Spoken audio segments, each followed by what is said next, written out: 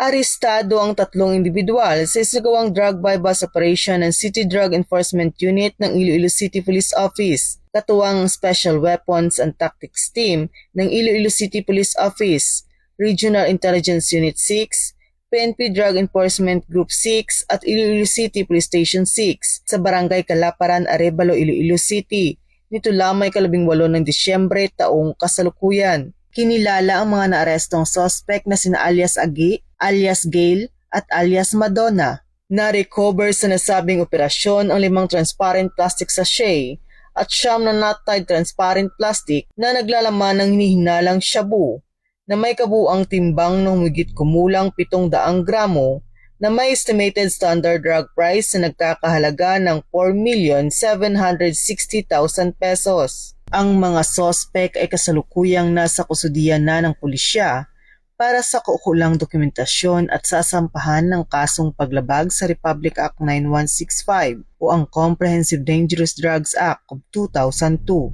Patuloy ang pagsisikap ng mga kapulisan na labanan ng iligal na droga upang mapanatili ang kapayapaan at kaayusan sa buong rehiyon ng Western Visayas. Mula dito sa Police Regional Office 6, ako ang inyong Police News Network Correspondent, Patrolwoman Charmaine Balunsat, alagad ng batas, tagataguyod ng Balitang Pulis.